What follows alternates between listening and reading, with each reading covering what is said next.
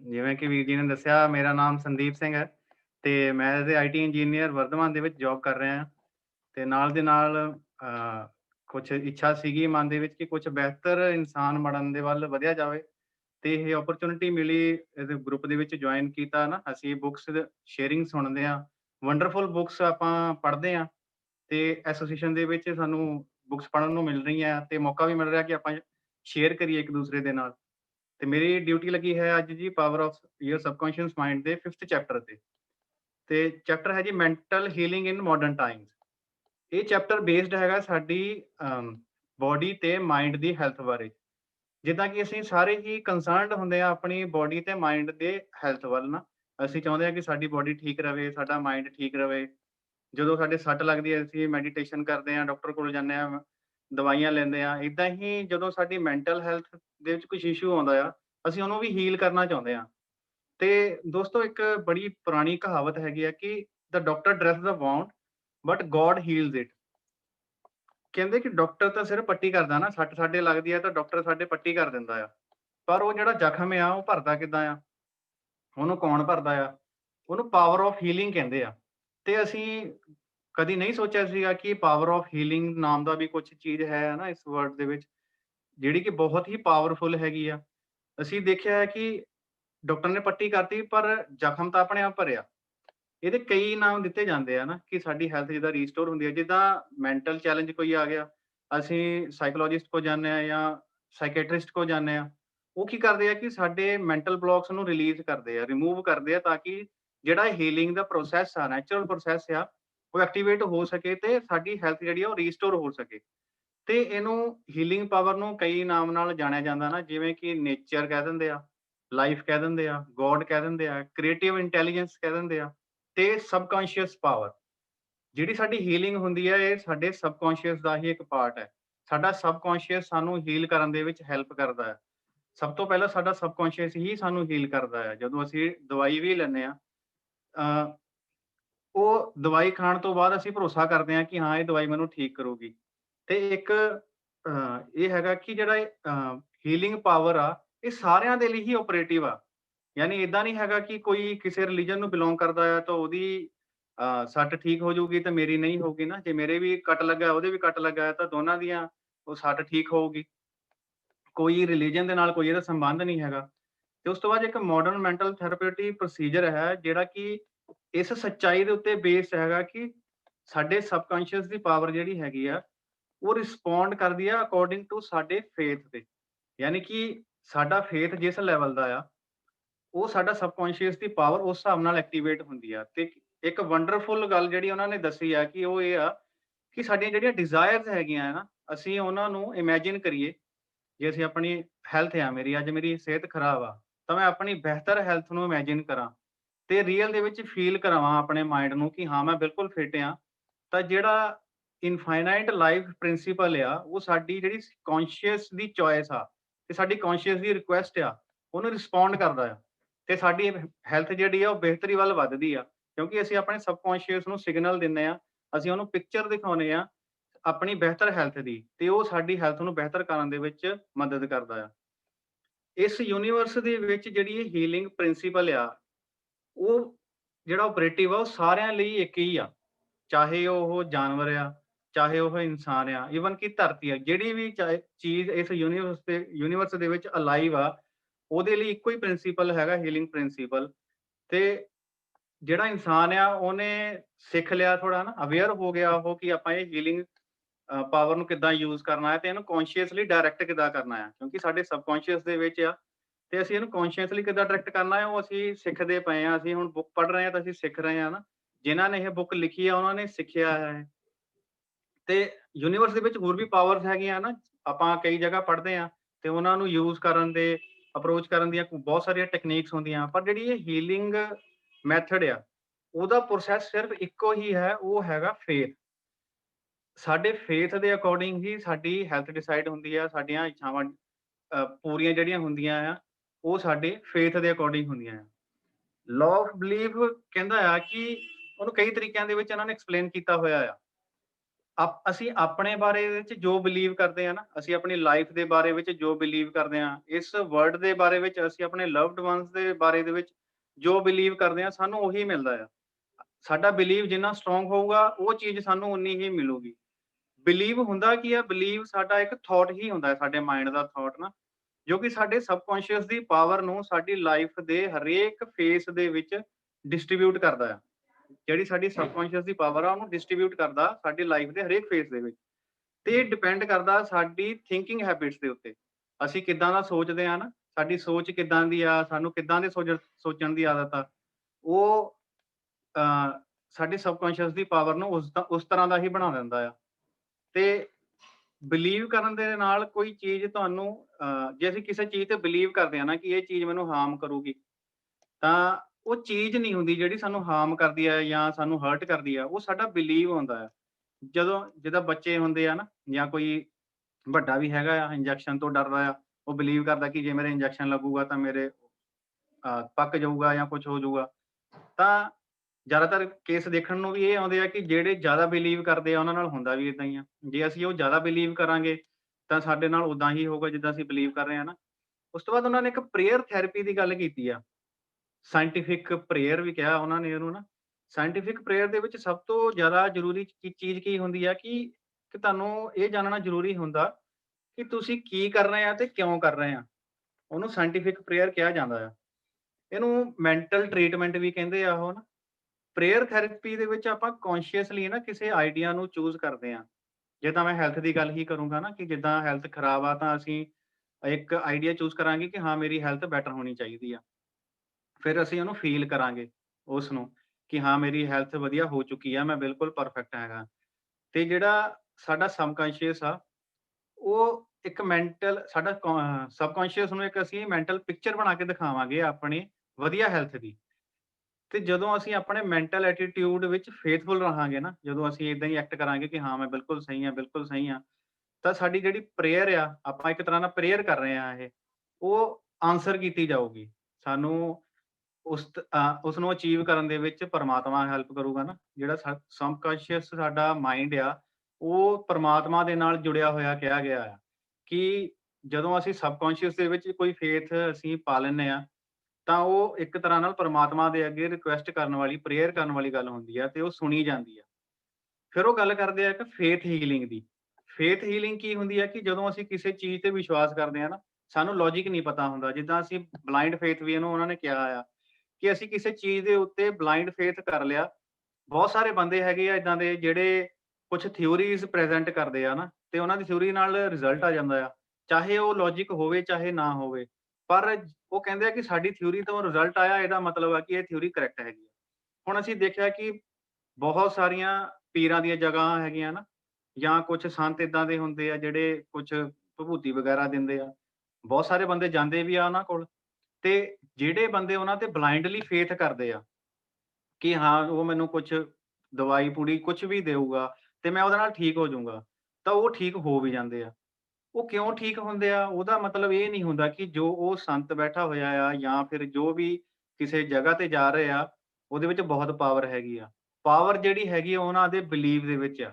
ਉਹਨਾਂ ਨੇ ਬਿਲੀਵ ਕੀਤਾ ਕਿ ਉਹਨੇ ਪੁੜੀ ਦਿੱਤੀ ਤੇ ਮੈਂ ਠੀਕ ਹੋ ਜਾਊਂਗਾ, ਤਾਂ ਉਹ ਠੀਕ ਹੋ ਗਿਆ। ਚਾਹੇ ਪੁੜੀ ਦੇ ਵਿੱਚ ਕੁਛ ਵੀ ਨਾ ਹੋਵੇ ਨਾ, ਉਹ ਖੰਡ ਪੀਸ ਕੇ ਦੇ ਦੇਵੇ, ਉਹ ਉਹਨੂੰ ਵੀ ਖਾਊਗਾ, ਉਹਦੇ ਨਾਲ ਵੀ ਠੀਕ ਹੋ ਜਾਊਗਾ। ਉਸ ਤੋਂ ਬਾਅਦ ਉਹਨਾਂ ਨੇ ਗੱਲ ਕੀਤੀ ਸਬਜੈਕਟਿਵ ਫੇਥ ਦੀ। ਸਬਜੈਕਟਿਵ ਫੇਥ ਕੀ ਹੁੰਦਾ ਆ? ਸਾਡੇ ਸਬਕੌਂਸ਼ੀਅਸ ਦਾ ਫੇਥ। ਮੈਂਟਲ ਹੀਲਿੰਗ ਦੇ ਲਈ ਜੇ ਸਾਡਾ ਮਾਈਂਡ ਡਿਸਟਰਬ ਹੈਗਾ ਆ, ਤਾਂ ਉਹਦੇ ਲਈ ਸਭ ਤੋਂ ਜ਼ਰੂਰੀ ਚੀਜ਼ ਕੀ ਹੈਗੀ ਆ? ਸਬਜੈਕਟਿਵ ਫੇਥ, ਯਾਨੀ ਕਿ ਸਾਡੇ ਸਬਕੌਂਸ਼ੀਅਸ ਦਾ ਫੇਥ। ਤੇ ਇਹਨੂੰ ਅਸੀਂ ਪ੍ਰਾਪਤ ਵੀ ਕਰ ਸਕਦੇ ਹਾਂ। ਉਹ ਕਿੱਦਾਂ ਕਰ ਸਕਦੇ ਹਾਂ? ਕਿ ਜਦੋਂ ਅਸੀਂ ਕੋਈ ਬਿਲੀਵ ਕਰਨਾ, ਜਿੱਦਾਂ ਹੁਣ ਅਸੀਂ ਬੁੱਕ ਪੜ੍ਹ ਰਹੇ ਹਾਂ, ਸਾਨੂੰ ਪਤਾ ਹੈ ਕਿ ਜੇ ਮੇਰੀ ਸਿਹਤ ਨਹੀਂ ਠੀਕ ਹੈਗੀ ਜਾਂ ਮੇਰਾ ਮੈਂਟਲ ਹੈਲਥ ਠੀਕ ਨਹੀਂ ਹੈਗੀ, ਤੇ ਮੈਂ ਬਿਲੀਵ ਕਰੂੰਗਾ ਕਿ ਮੈਂ ਠੀਕ ਹਾਂ ਤਾਂ ਮੈਂ ਠੀਕ ਹੋ ਜਾਊਂਗਾ। ਜਦੋਂ ਅਸੀਂ ਸਭ ਤੋਂ ਪਹਿਲਾਂ ਇਹਨੂੰ ਬਿਲੀਵ ਕਰਨ ਦੀ ਕੋਸ਼ਿਸ਼ ਕਰਦੇ ਹਾਂ, ਤਾਂ ਸਾਡਾ ਕੌਨਸ਼ੀਅਸ ਮਾਈਂਡ ਹੀ ਸਾਨੂੰ ਕਹਿੰਦਾ ਹੈ ਕਿ ਨਹੀਂ ਬਈ, ਤੂੰ ਤਾਂ ਝੂਠ ਬੋਲ ਰਿਹਾ ਆ। ਅਸੀਂ ਆਪਣੇ ਆਪ ਨੂੰ ਕਹਿੰਦੇ ਹਾਂ ਕਿ ਮੈਂ ਬਿਲਕੁਲ ਠੀਕ ਹਾਂ, ਪਰ ਸਾਡਾ ਕੌਨਸ਼ੀਅਸ ਮਾਈਂਡ ਕਹਿੰਦਾ ਕਿ ਨਹੀਂ, ਤੂੰ ਤਾਂ ਠੀਕ ਨਹੀਂ ਹੈਗਾ, ਤੂੰ ਗਲਤ ਬੋਲ ਰਿਹਾ ਹੈ। ਤਾਂ ਸਾਨੂੰ ਕੀ ਕਰਨਾ ਆ? ਅਸੀਂ ਜਿਹੜਾ ਸਾਡਾ ਕੌਨਸ਼ੀਅਸ ਮਾਈਂਡ ਜੋ ਉਹਦਾ ਵਿਰੋਧ ਕਰ ਰਿਹਾ ਆ ਸਾਡੇ ਫੇਥ ਦਾ, ਉਹਨੂੰ ਅਸੀਂ ਦਬਾਉਣਾ ਆ। ਤੇ ਅਸੀਂ ਲਗਾਤਾਰ ਇਹ ਫੇਥ ਬਣਾਉਣਾ ਹੈ ਆਪਣਾ ਕਿ ਹਾਂ, ਮੈਂ ਬਿਲਕੁਲ ਠੀਕ ਹੈਗਾ। ਆਪਾਂ ਕੌਨਸ਼ੀਅਸ ਮਾਈਂਡ ਦੀ ਗੱਲ ਨਹੀਂ ਸੁਣਨੀ, ਆਪਾਂ ਉਹਨੂੰ ਦਬਾਉਣਾ ਆ। ਠੀਕ ਆ, ਤੇ ਅਸੀਂ ਆਪਣੇ ਸਬਕੌਂਸ਼ੀਅਸ ਨੂੰ ਇਹ ਸਿਗਨਲ ਦੇਣੇ ਆ, ਇਹ ਪਿਕਚਰ ਦਿਖਾਉਣੀ ਹੈ ਕਿ ਮੈਂ ਬਿਲਕੁਲ ਠੀਕ ਹਾਂ। ਤੇ ਸਾਡਾ ਜਿਹੜਾ ਸਬਕੌਂਸ਼ੀਅਸ ਆ ਉਹ ਤਾਂ ਸੁਪਰੀਮ ਪਾਵਰ ਹੈ। ਤੇ ਜੇ ਅਸੀਂ ਉਹਨੂੰ ਇਹ ਪਿਕਚਰ ਦਿਖਾਵਾਂਗੇ ਕਿ ਅਸੀਂ ਠੀਕ ਹਾਂ, ਤਾਂ ਉਹ ਸਾਨੂੰ ਠੀਕ ਕਰਨ ਦੇ ਵਿੱਚ ਹੈਲਪ ਕਰੂਗਾ ਤੇ ਸਾਨੂੰ ਠੀਕ ਕਰੂਗਾ। ਉਸ ਤੋਂ ਬਾਅਦ ਉਹਨਾਂ ਨੇ ਇੱਕ ਐਬਸੈਂਟ ਟ੍ਰੀਟਮੈਂਟ ਦੀ ਗੱਲ ਕੀਤੀ ਹੈ। ਐਬਸੈਂਟ ਟ੍ਰੀਟਮੈਂਟ ਕੀ ਹੁੰਦਾ ਆ?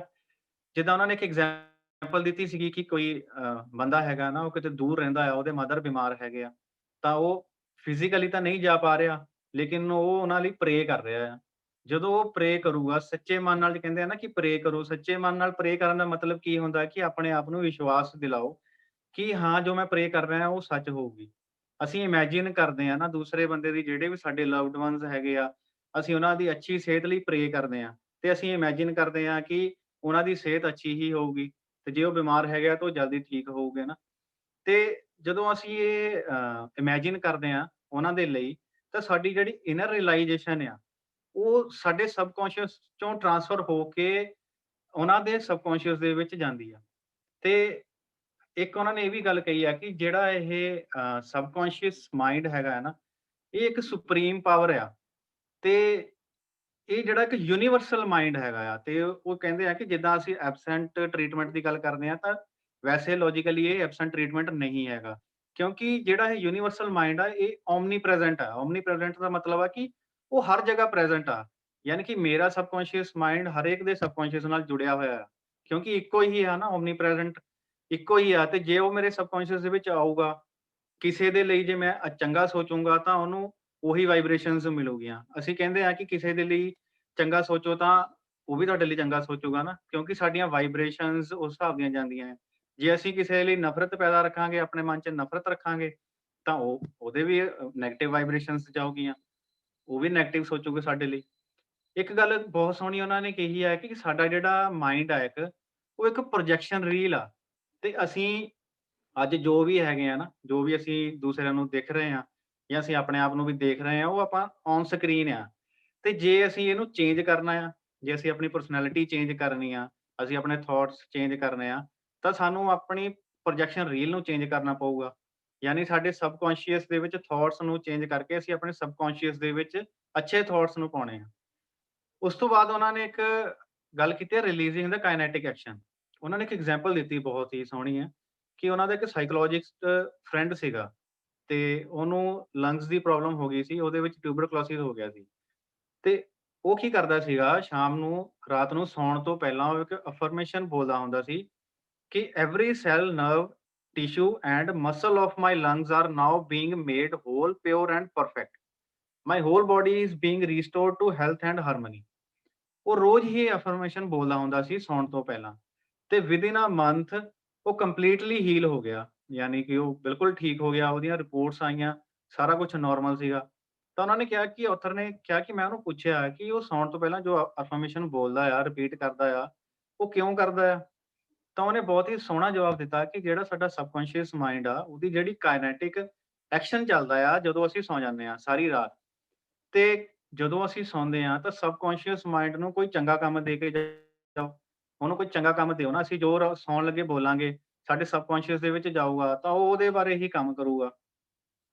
ਤੇ ਜਦੋਂ ਹਾਰਮਨੀ ਤੇ ਪਰਫੈਕਟ ਹੈਲਥ ਬਾਰੇ ਸੋਚਦੇ ਸੀਗੇ, ਤਾਂ ਉਹਨਾਂ ਨੇ ਕਦੀ ਆਪਣੇ ਟਰਬਲਸ ਨੂੰ ਬਾय ਨੇਮ ਨਹੀਂ ਮੈਂਸ਼ਨ ਕੀਤਾ ਸੀਗਾ। ਕਿਉਂਕਿ ਜਦੋਂ ਅਸੀਂ ਹਾਰਮਨੀ ਤੇ ਆਪਣੀ ਹੈਲਥ ਬਾਰੇ ਸੋਚਣਾ ਆ, ਤਾਂ ਜੇ ਅਸੀਂ ਪ੍ਰੋਬਲਮ ਦੇ ਬਾਰੇ ਵੀ ਸੋਚਾਂਗੇ ਤਾਂ ਉਹ ਵੀ ਸਾਡੇ ਮਾਈਂਡ 'ਚ ਜਾਊਗਾ। ਤਾਂ ਸਿਰਫ ਤੇ ਸਿਰਫ ਹਾਰਮਨੀ ਤੇ ਹੈਲਥ ਦੇ ਬਾਰੇ ਉਹ ਸੋਚਦੇ ਸੀਗੇ। ਇਸ ਕਰਕੇ ਉਹ ਜਲਦੀ ਹੀਲ ਹੋ ਗਏ। ਐਂਡ ਦੇ ਵਿੱਚ ਉਹਨਾਂ ਨੇ ਕੁਛ ਪੁਆਇੰਟਸ ਦਿੱਤੇ ਹੋਏ ਆ ਕਿ ਆਪਾਂ ਆਪਣੀ ਹੈਲਥ ਨੂੰ ਬੈਟਰ ਕਿੱਦਾਂ ਕਰ ਸਕਦੇ ਆ ਨਾ।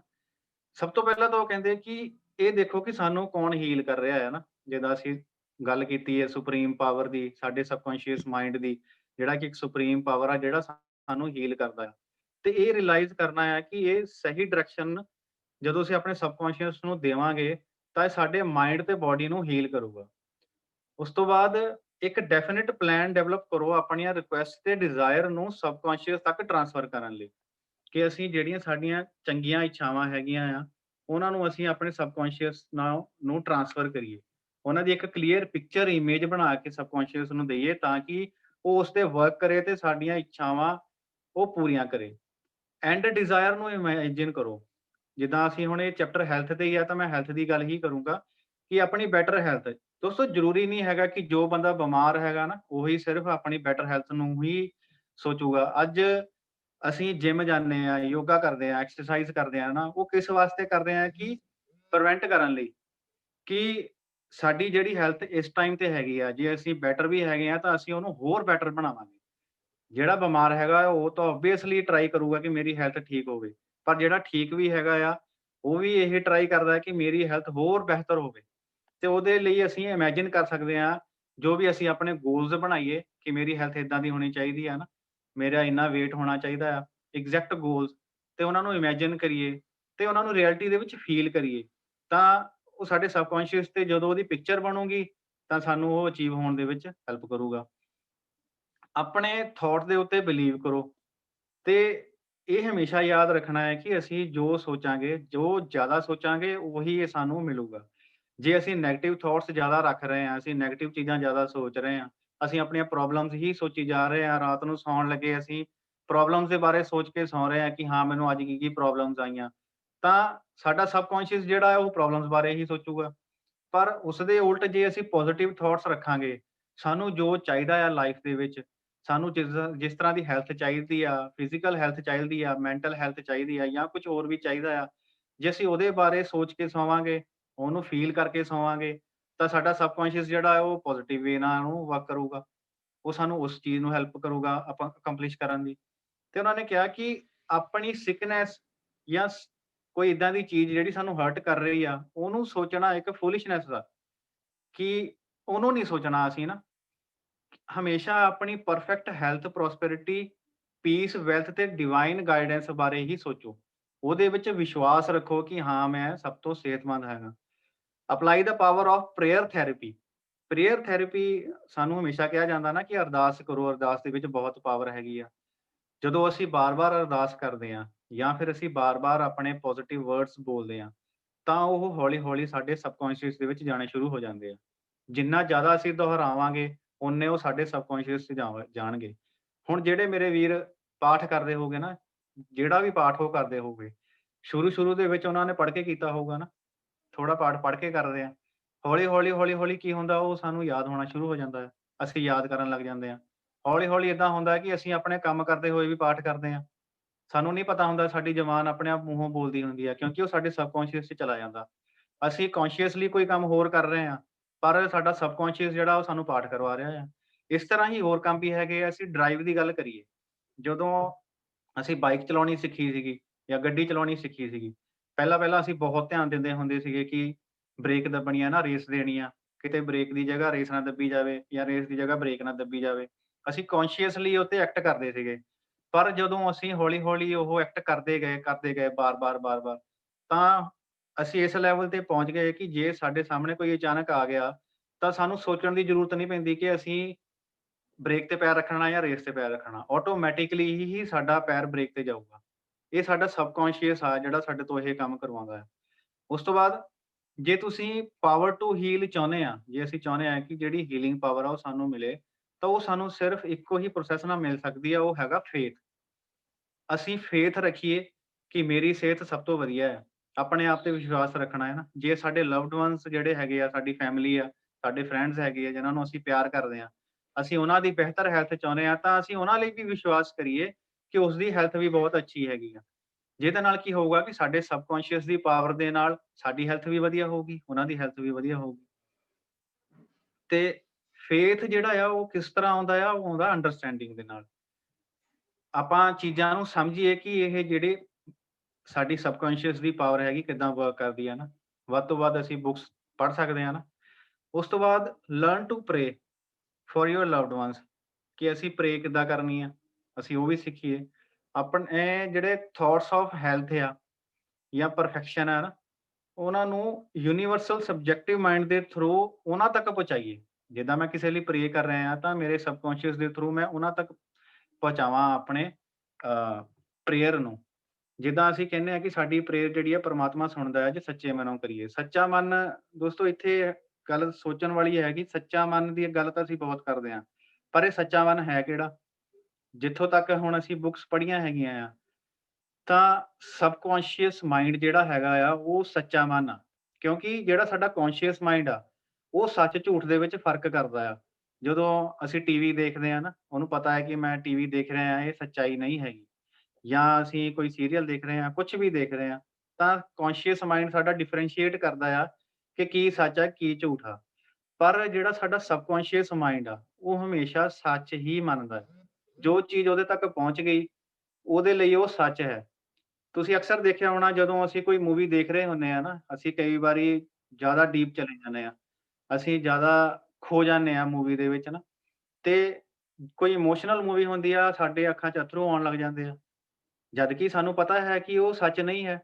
ਜਿਹੜਾ ਉਸ ਟੀਵੀ ਦੇ ਵਿੱਚ ਉਹ ਇਨਸਾਨ ਮਰ ਰਿਹਾ, ਉਹ ਅਸਲ 'ਚ ਨਹੀਂ ਮਰ ਰਿਹਾ ਨਾ, ਉਹ ਜ਼ਿੰਦਾ ਹੀ ਹੈ। ਪਰ ਕਿਉਂਕਿ ਉਹ ਚੀਜ਼ਾਂ ਸਾਡੇ ਸਬਕੌਨਸ਼ੀਅਸ ਮਾਈਂਡ ਤੱਕ ਜਾਣੀਆਂ ਸ਼ੁਰੂ ਹੋ ਜਾਂਦੀਆਂ ਤੇ ਸਾਡਾ ਸਬਕੌਨਸ਼ੀਅਸ ਮਾਈਂਡ ਤੱਕ ਜੋ ਵੀ ਪਹੁੰਚਦਾ ਆ, ਉਹ ਇਹ ਬਿਲੀਵ ਕਰਦਾ ਹੈ ਕਿ ਇਹ ਸੱਚ ਆ। ਚਾਹੇ ਉਹ ਬਾਹਰ ਅਸੀਂ ਕੋਈ ਟੀਵੀ ਦੇਖ ਰਹੇ ਹੋਈਏ, ਚਾਹੇ ਸੱਚੀ ਘਟਨਾ ਹੋ ਰਹੀ ਹੋਵੇ। ਤੇ ਜਿਹੜੇ ਅਸੀਂ ਟੀਵੀ ਦੇ ਵਿੱਚ ਦੇਖਦੇ ਹਾਂ, ਫਿਰ ਉਹ ਉਹਨੂੰ ਲੱਗਦਾ ਹੈ ਕਿ ਇਹ ਸਾਡੇ ਨਾਲ ਹੀ ਵਾਪਰ ਰਿਹਾ ਹੈ। ਤਾਂ ਕਰਕੇ ਸਾਡੇ ਅੱਖਾਂ 'ਚ ਅੱਥਰੂ ਆਉਂਦੇ ਆ। ਤੇ ਦੋਸਤੋ, ਸਬਕੌਨਸ਼ੀਅਸ ਮਾਈਂਡ ਇੱਕ ਸਾਡਾ ਸੱਚਾ ਮਨ ਹੈ ਤੇ ਕੋਸ਼ਿਸ਼ ਆਪਾਂ ਇਹ ਕਰਨੀ ਹੈ ਕਿ ਅਸੀਂ ਆਪਣੇ ਸੱਚੇ ਮਨ ਤੱਕ ਕੌਨਸ਼ੀਅਸਲੀ ਵਧੀਆ ਚੀਜ਼ਾਂ ਲੈ ਕੇ ਜਾਣੀਆਂ ਹੈ, ਜਿਹੜੀਆਂ ਸਾਡੀ ਹੈਲਥ ਨੂੰ ਬਿਹਤਰ ਕਰਨ, ਸਾਡੇ ਲਵਡ ਵਨਸ ਦੀ ਹੈਲਥ ਨੂੰ ਬਿਹਤਰ ਕਰਨ ਤੇ ਸਾਡੀ ਜ਼ਿੰਦਗੀ ਦੇ ਵਿੱਚ ਪ੍ਰੋਸਪੈਰਿਟੀ ਲੈ ਕੇ ਆਉਣ। ਮੇਰੇ ਵੱਲੋਂ ਇੰਨਾ ਹੀ ਜੀ। ਧੰਨਵਾਦ ਵੀਰ ਜੀ। ਹਾਂਜੀ, ਵੈਰੀ ਗੁੱਡ ਸੰਦੀਪ ਸਿੰਘ। ਸੰਦੀਪ ਸਿੰਘ, ਤੁਸੀਂ ਬਹੁਤ ਹੀ ਡਿਟੇਲ ਦੇ ਵਿੱਚ ਐਗਜ਼ਾਮਪਲਸ ਦੇ ਕੇ ਗੱਲ ਸਮਝਾਈ ਆ ਕਿ ਜਿਹੜੀ ਹੀਲਿੰਗ ਹੈਗੀ ਉਹ ਕਿਸ ਤਰੀਕੇ ਨਾਲ ਹੁੰਦੀ ਆ ਤੇ ਸਾਡਾ ਸਬਕੌਨਸ਼ੀਅਸ ਮਾਈਂਡ ਕਿਸ ਤਰੀਕੇ ਨਾਲ ਕੰਮ ਕਰਦਾ। ਮੈਂ ਇਹਦੇ 'ਚ ਕੁਛ ਚੀਜ਼ਾਂ ਐਡ ਕਰਨੀਆਂ ਚਾਹੂੰਗਾ। ਜਿਸ ਤਰ੍ਹਾਂ ਪਹਿਲੀ ਸਟੇਜ ਹੈਗੀ ਆ ਕੌਨਸ਼ੀਅਸ ਇਨਕੰਪੀਟੈਂਸ। ਮਤਲਬ ਜਦੋਂ ਅਸੀਂ ਕੌਨਸ਼ੀਅਸਲੀ ਕਿਸੇ ਕੰਮ ਨੂੰ ਕਰਦੇ ਹਾਂ ਪਰ ਉਹ ਸਾਨੂੰ ਕੰਮ ਨਹੀਂ ਆਉਂਦਾ, ਕੰਮ ਨਵਾਂ-ਨਵਾਂ ਹੁੰਦਾ। ਮੈਂ ਐਗਜ਼ਾਮਪਲ ਦੇਵਾਂਗਾ, ਜਿਸ ਤਰ੍ਹਾਂ ਆਪਾਂ ਕਾਰ ਚਲਾਉਣੀ ਸ਼ੁਰੂ ਕਰਦੇ ਹਾਂ, ਆਪਾਂ ਪੂਰੇ ਕੌਨਸ਼ੀਅਸ ਹੁੰਦੇ ਹਾਂ ਪਰ ਅਸੀਂ ਇਨਕੰਪੀਟੈਂਸ ਹੁੰਦੇ ਹਾਂ, ਸਾਡਾ ਉਹਦੇ 'ਚ ਮੁਹਾਰਤ ਨਹੀਂ ਹੁੰਦੀ। ਤਾਂ ਅਸੀਂ ਪੂਰਾ ਧਿਆਨ ਲਗਾਉਂਦੇ ਹਾਂ। ਕਈ ਵਾਰੀ ਅਸੀਂ ਗੇਅਰ ਵੱਲ ਦੇਖਦੇ ਹਾਂ ਤਾਂ ਸਾਡੀ ਗੱਡੀ ਦੂਸਰੇ ਪਾਸੇ ਚਲੀ ਜਾਂਦੀ ਆ, ਜਾਂ ਸਾਈਕਲ ਦੀ ਐਗਜ਼ਾਮਪਲ ਤੁਸੀਂ ਲੈ ਸਕਦੇ ਹੋ। ਆਪਾਂ ਪੈਡਲਾਂ ਵੱਲ ਦੇਖਦੇ ਹਾਂ ਤਾਂ ਸਾਡਾ ਸਾਈਕਲ ਰਾਈਟ ਸਾਈਡ ਤੇ ਨੂੰ ਘੁੰਮ ਜਾਂਦਾ। ਦੂਸਰੀ ਸਟੇਜ ਹੈਗੀ ਆ ਕੌਨਸ਼ੀਅਸ ਕੰਪੀਟੈਂਸ। ਜਦੋਂ ਅਸੀਂ ਪੂਰੇ ਧਿਆਨ ਦੇ ਨਾਲ ਉਹ ਚੀਜ਼ ਕਰ ਵੀ ਰਹੇ ਹੁੰਦੇ ਆ ਤੇ ਉਹ ਚੀਜ਼ ਹੋਣੀ ਸ਼ੁਰੂ ਹੋ ਜਾਂਦੀ ਆ, ਲੇਕਿਨ ਸਾਡਾ ਧਿਆਨ ਪੂਰਾ ਲੱਗਿਆ ਹੁੰਦਾ। ਅਸੀਂ ਧਿਆਨ ਆਪਣਾ ਇੱਧਰ ਉੱਧਰ ਨਹੀਂ ਕਰ ਸਕਦੇ। ਤੀਸਰੀ ਸਟੇਜ ਹੈਗੀ ਆ ਅਨਕੌਂਸ਼ੀਅਸ ਕੰਪੀਟੈਂਸ।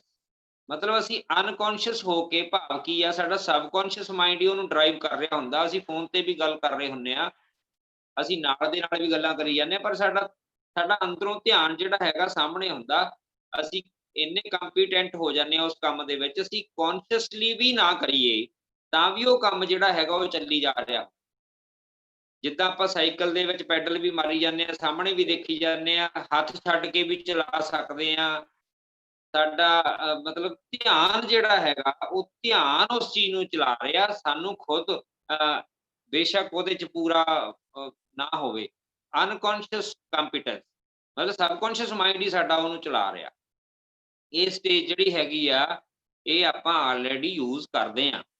ਸੋ ਆਪਾਂ ਬਹੁਤ ਵਧੀਆ ਤਰੀਕੇ ਨਾਲ ਇਹ ਕਰ ਸਕਦੇ ਹਾਂ, ਔਰ ਜਿਹੜੀਆਂ ਚੀਜ਼ਾਂ ਉਹਨਾਂ ਨੇ, ਸੰਦੀਪ ਜੀ ਨੇ ਗੱਲਾਂ ਕੀਤੀਆਂ, ਉਹ ਚੀਜ਼ਾਂ ਨੂੰ ਵੀ ਆਪਾਂ ਇਹਦੇ 'ਚ ਅਪਲਾਈ ਕਰ ਸਕਦੇ ਹਾਂ।